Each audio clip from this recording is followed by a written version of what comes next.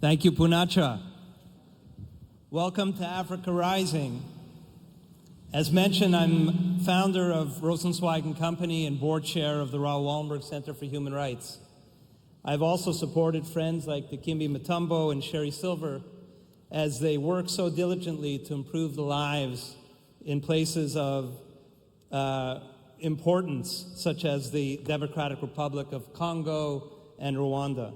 On the economic front, I'm advisor to Good Light Capital and its partner Unified States Group as they invest in the continent with a focus on upward mobility for all the people of Africa. Africa presents tremendous opportunities. 9 out of the 20 fastest growing economies in the world are in Africa. Yet issues like human rights and wealth inequality remain significant. Our Raoul Wallenberg Center works hard to raise awareness of these issues and to promote actions in order to ensure that all peoples have the opportunity to thrive securely and freely. But one thing I have learned is that Africans want to tell their own stories rather than relying on others who look at things through a different and often biased lens. So let's meet our panelists. Tebi, founder of Brand Africa. Tebi has said that vibrancy, entrepreneurship, and resilience are central to Africa's dynamic nations. Sanjay Salil, media entrepreneur and founder of Media Guru, bringing a developing nation perspective to our discussion. And Gina, founder of Gina Dean Communications and author of Daughter of Africa. So let's begin with Tebi. Tebi, you've been quoted as saying that vibrancy, entrepreneurship, and resilience help characterize and connect Africa's dynamic countries. Could you elaborate on that, please? Well, if you look at our continent, it's a continent that 54 countries. I've been to every single one of them, and in that continent is a continent that people when they look at us from us and say it's poverty. They look at it from a negative lens. They look at it poverty. They look at it from diseases, and they look at it all those. But what's interesting about it is that the people who are saying that about the continent have never been to the continent. I mean, there's a statistic from a recent survey that 63% of the people who write about the continent have never been to the continent. And if you look at the books that are written about Africa, they're written by non-African. But if you get to go to the continent, then you get to understand that it's a very entrepreneurial continent. I mean, this is a continent where some of the best innovations in mobile money and technology emanate from. And if you look at from 400 years of slavery and colonialism, and yet we are still standing. So we're a very resilient continent that cannot be destroyed by anything. Thank you. Thank you. Yes. Talk about entrepreneurship. Gina, you're an accomplished Kenyan businesswoman and the author of Daughter of Africa, a moving and inspirational autobiography. Why are women's stories particularly important in the African narrative? So I wrote my book, and it was a project that I did during COVID, and I, at that time, thought it would be about my own story. And then I took my book around the continent, and I realized the power and the strength and the resilience of other African women's stories. And I realized how few women's stories there are from the continent in bookshops. So if you go into a bookshop, there are very few books written by African women. And so, I've made it my passion and my drive to try and collect as many stories of African women whose voices really need to be amplified, whose stories are ones of strength, grit, and resilience, and to try and bring back the tradition that we've had as Africans of telling stories. So I'm very, very excited to be on this journey to try and collect as many stories of African women. Fabulous. Sanjay, you run an end-to-end media services company, Media Guru. How can African countries do a better job, let's say, of marketing and storytelling? So before I answer that question, let me tell you how did I reach Africa for the first time. So Absolutely. It was 2008. A friend of mine from London, she called me, would you like to do a master class in media in Nigeria? I said, you must be kidding, Nigeria out of all the places in Africa? So I said, no, but I used to be a journalist. So I said, so next day, I said, give me 24 hours. And then next day I thought, let me go to Nigeria, how does it feel? It was incredible experience from so many angles. But what was most incredible was, by the time I finished my lecture, and I had a flight at 8 a.m. next day, so the CEO, one of the CEO took me to, he said, would you like to meet my chairman? And I didn't know who is the chairman, what was this organization. So it was 2 a.m. roughly. I said, okay, before I go to the airport, I would go and see this gentleman. I reached there and I see 300 people sitting, waiting to meet that gentleman. So I met him. He said, how much, first question, how much money will it take to set up a TV station? I said, depends. CNN could be set up at $1 billion. It could be set up at $5 million, $1 million. Depends what is that you want to do. So he said, he gave me an idea and I said, maybe $10, $12 million. He said, that must be cheap because I have a proposal for $25 million. And then I woke up. I could see at least 10, 12 Range Rovers in his campus. I said, do you know which company owns this Range Rovers? I said, this is Tata, an Indian company.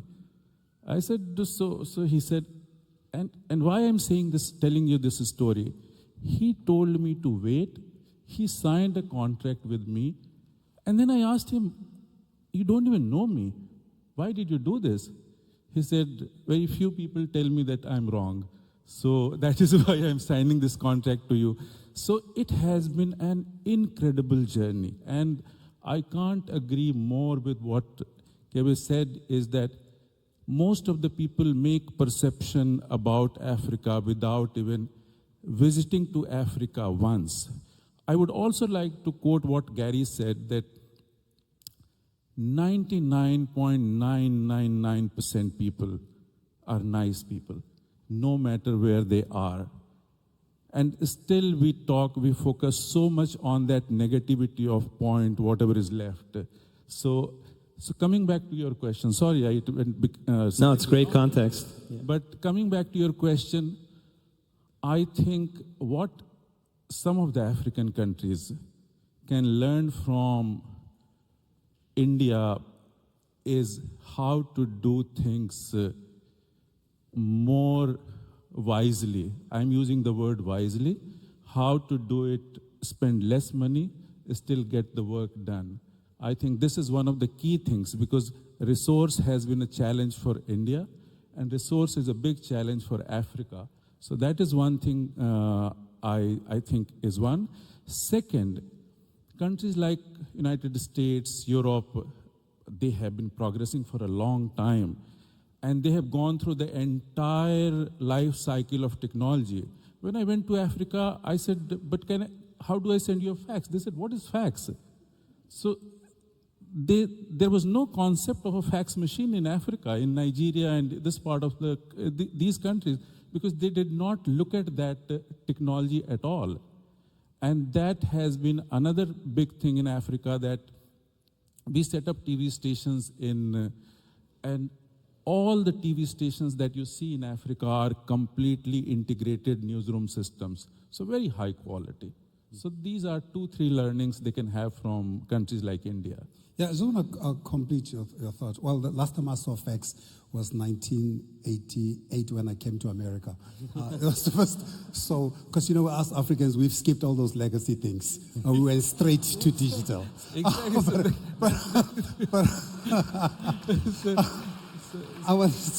That is my point. I wanted to complete your thought that what we're trying to do now is to learn from the Arabs. The Arabs realize that when CNN tells story, they tell it from an American perspective. When BBC tells story, they tell it from a British perspective. What we need to do, we need our own channels to tell our stories from our own perspective. I think the day we do that, we'll do a better job. I mean, every year for the last 14 years, I've conducted a study called Brand Africa, Africa's Most Admired Brands. And every year we look at which are the most admired media brands. So in other words, who carries the African story. And BBC, CNN, France 24, and so you can tell that the people who are telling our story is not us. So what we can learn, I think the most important thing is we just need to take back the narrative. We need to take back the story and channel it ourselves. That's where we need to. And you invest in media, so we need to talk after this. So, Go ahead, Gina. Yeah. sorry, let me just pick up on that. When we had, issues with our elections a few years ago, all the international media ascended onto Nairobi, Kenya, and they were there for the longest time during the protests and all the bad news that was happening. There was none that was an African international journalist. They were all from elsewhere. And when we finally did have a breakthrough and there was a consensus built, there was almost a sense of regret that these foreign journalists would have to leave, because they were quite happy to stay as long as they could from the safety of their hotels, visiting the national parks every day, but coming up with very, very negative news out of Kenya. And yet when there was good news, they seemed like they were quite disappointed. So it's really important that, we take back that narrative, that we own our story, that the stories about the continent are told by us. Some of the things that, yes, Tebe and I were talking about were some of the impediments to growth, and it seems like some of the African countries are experiencing phenomenal growth, and others are languishing. Is there a common thread that connects those that are growing and also those who might be languishing? I'll leave it open to all of you. Maybe we'll begin with Tebe. Well, I think, if you look at, as an Africans, we like to think that the leading African countries, Southern Africa obviously being South Africa, East Africa, Kenya, Ethiopia, Rwanda, Uganda, North Africa being Morocco, Egypt, and West Africa being Nigeria, Cote d'Ivoire, and Ghana. So those countries, I think if there's a common thread around those countries is I think they've got a very vibrant entrepreneurial culture.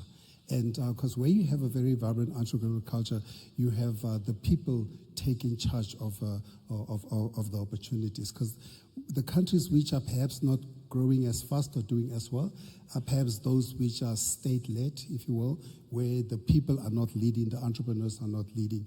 I mean, we just did a study now recently to understand the key driver of the South African, just one example, the South African brand. And we've established that 87% of what drives the value of the country South Africa is the private sector. So they're in there, and 13% are being state and policies and all those. Therein is an example of what drives the nation. I mean, if you look at countries like Italy or even the United States of America, so whatever happens, whatever Trump says is really immaterial. The entrepreneurs are running the country. Yeah. And similar with people say that Italy is so chaotic, it's a leaderless for a long time. Because, for a long time, Italy was changing leaders every week, but the country continued to run. So I think what we need to do is to just reinvest in the private sector and get the private sector to drive the growth of the countries. So that is, to me, the common thread around those, where there's a vibrant entrepreneurial culture and where people are driving the agenda rather than the governments driving the agenda. Sanjay, Gina, any additional comments? So I would like to add the youth. Look at the countries and they are incredibly smart. Yeah. And I can talk about 16, 17 countries where I have visited. Incredibly smart. And so we were doing a media project in one of the countries, and the promoter said, "You are setting up all these high-tech things. Who will run it?" I said, "What do you mean?" He said, "Do you want us to be dependent on you forever?" This was his exact question. I said, "No, your people would run it. Why do you say that?" He said, "I know my people." I said, "Then you don't know your people." And he was proven wrong. He is the president of one of the countries today as we speak, that gentleman. And So the youth, I think whichever the countries in Africa, and I am talking about this east and west and central part of Africa mostly, they have been drivers for growth, which in turn becomes entrepreneurship. And this is a famous thing about India. They say that by the time government of India could understand what is IT had already gone beyond their reach, so there was no ministry of IT. And they say that was one of the reasons why India grew so much. So I think youth. We definitely need to lean into our youth globally.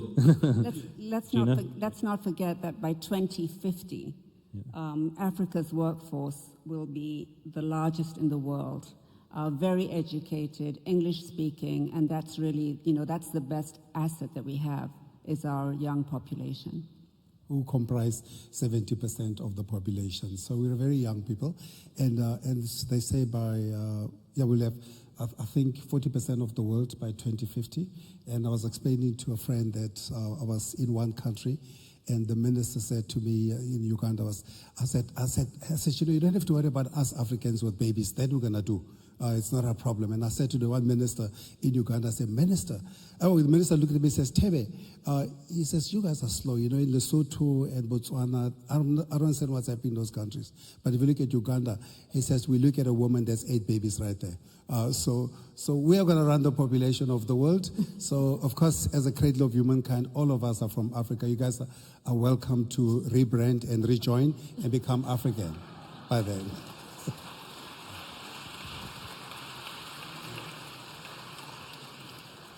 So there's institutions like the World Bank and African Development Bank, and they're dedicated to fostering economic growth and prosperity in Africa. Is it working? Or are they succeeding? Are they failing? Should we ask the Kenyans?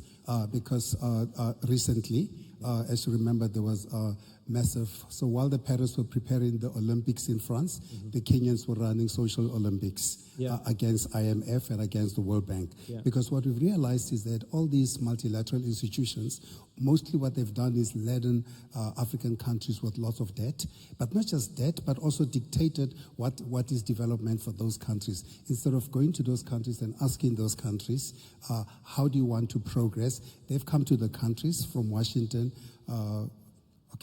I can live a country safely, right? Mm-hmm. I'll be okay if I say the truth, right? We're amongst friends, absolutely. They come to these countries and they give these countries an agenda of what is development for these countries. And I remember a specific example by one of these institutions. A friend of mine was running a big institution which was which is funded by one American institution. And he said, we've got so much money in the bank. Can we use the money for what we think is correct? They're like, no. We put the money in your bank and we're going to tell you where the money should be spent. And that is actually the problem. If you look at over 50 years of $1 trillion of debt, of aid, and all those, all it's done is create corruption, created dependency, and has not enabled the continent to be able to drive its own agenda. I mean, in Zambia, for example, when the Zambians were not able to pay for the debt, China threatened to come and take the airport which they built. And that is the problem that we're facing. So IMF, World Bank, all those, I'm sure they are wonderful institutions. They're run by wonderful people who are raised very well. But unfortunately, they've created those institutions to drive their agenda rather than the agenda of the continent. So related to that, and against the backdrop, really, yes, of Africans themselves telling their story. We're sitting here in the United States. So the question I have is, what role can Western countries, Western companies play in contributing to the growth of Africa without appearing to be, or without being neo-colonial even? Like, what role does the West have to play in this potentially very fruitful partnership? So I think I think as Africans, we're looking more to be partners. We don't want to be the receivers of aid. Mm-hmm. So, for us, it's very much trade, not aid. And obviously, all African countries need foreign investment. It is the continent to invest in. but it has to be on equal terms. So, it can't be companies coming in and dictating policy to the countries. It has to come in as equal partnerships. And we definitely need the foreign direct investment. We should also remember that we have very strong African diaspora. We have Africans living all over the world, all contributing. We have many Africans working in the United States, all contributing to the economy of the United States. So, it is equal. It has to be a much more equal and balanced relationship. Sanjay? Paul Kagame said something quite interesting, because I think it was one of these multilaterals who did exactly what I said. They wanted to give them the money and dictate where the money should be invested. And Paul Kagame told them, President Kagame of Rwanda, he says, you can keep your money if you're trying to come and dictate to us what we should do with the money. So Gina is correct that it has to be as a partnership, because we are not, we shouldn't be seen as a charity case. We should rather be seen as a contributor to the globe, and which we are in many ways, because if you think about the continent, where would the Queen be with all the diamonds which came from Kimberley, where I was born? Where would Nestle be when there are chocolates and all those without the cocoa that comes from Cote d'Ivoire and come from Ghana? And where would, I can go from industry to industry and just illustrate how Africa has contributed a lot more to the world economy than the world has contributed to us. Chirac, the former president of France, put it so beautifully. He said, France will be a third world country without Africa. So I'm gonna start with Sanjay. I'm gonna ask each of you the same cadence of a few questions as we draw to a close. What is your greatest hope for Africa? Sorry? What is your greatest hope for Africa? So there are many numbers that what Africa would become, but just extending to what my co-panelist said. So when you are going to Africa and you ask that question about West, do not go to just visit Africa. First visit Africa, then if you are willing to do something in Africa, just do not visit. Go spend some time and then invest if you want to invest. So we are setting up, let's say, Netflix for Ethiopia in that language, in that culture, and we are doing a partnership with the National Telecom of Ethiopia. The challenge we found was that you can make money in local currency, which is birr, but you cannot send it outside, repatriate that money. Then how do you do it? So then we went and met everybody at the top level, and they said, oh, this is a genuine problem. We have a dollar issue, and many countries in Africa have issues of dollar. But if you go and work with them, if you show your genuinity that you really want to do this, then I think most of the leaders are very, very receptive to listen to what you want to do. And I see that the changing style of leadership, better leaders are great hope to me from Africa, and again, the youth of Africa. Gina, what's your greatest hope for Africa? So I think, going back to what we've heard yesterday and today, I think the story of the culture of storytelling that Africans have, we need to take that back. And I think sharing the stage with Deepak and what he has done so well on narrative is really, really important. I think what he always says is, we are who we say we are. And so we're looking forward to, as Africans, being who we say we are, owning the narrative. And I think it's been just a very powerful day. Tebe and I were talking earlier about how, India has done so well in mainstreaming so many of the traditions that India has. And in Africa, we can do the same. So we talk about plant medicine, or there's so many things. Tebe, maybe you want to elaborate a little bit more on that.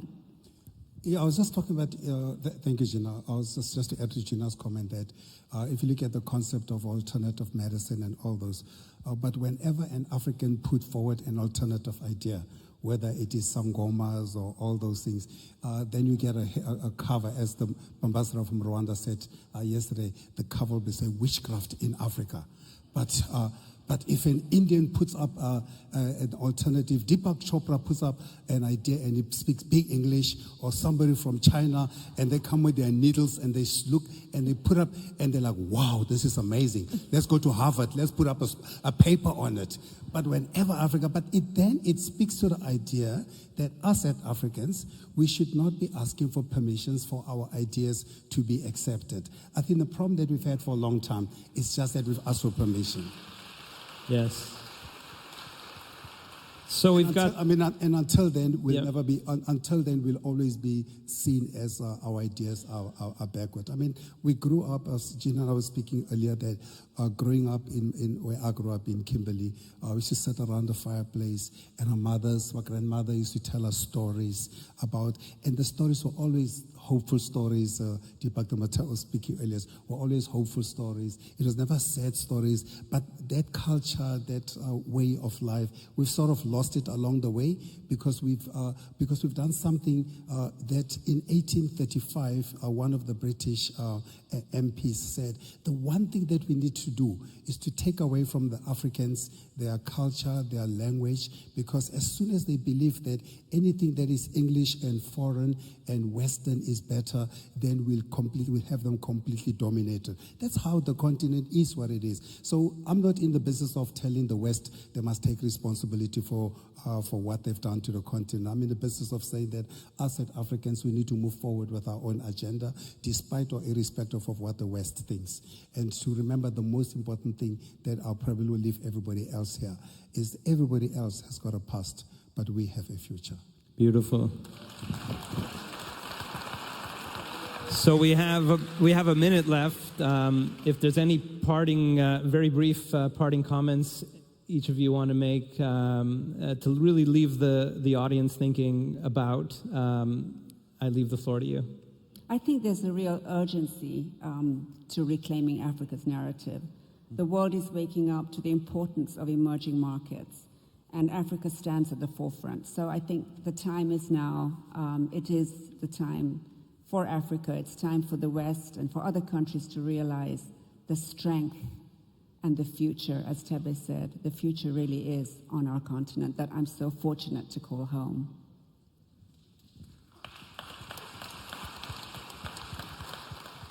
You know, I'm convinced that whether we like it or not, whether somebody helps or not, Africa is present. It has already started moving, and it's definitely the future, and a very bright future, like India had, and what India is going to become. I see between India and Africa, they would rule the world, rule not in the way we were ruled, rule the world in the But it'll be nice. In the nicer It'll way. be nice just for a change. Right. In the nicer way. Well, you know, Emperor Jean Bedel Bokassa tried in Central Africa, had a massive coronation, and he instructed the Queen to come and coronate and the Pope to come and bless. It didn't quite work out that way, it was pretty close. It'd be nice. So one of the themes of this symposium is emergence, and it's just an honor to be with these three very esteemed panelists who are indicative of how Africa is truly emerging. And please give them all a big round of applause.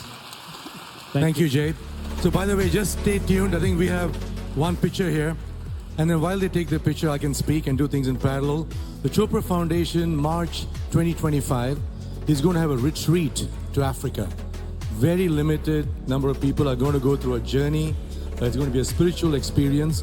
And if you want to sign up, please meet Salima, who's over here, and then get in touch.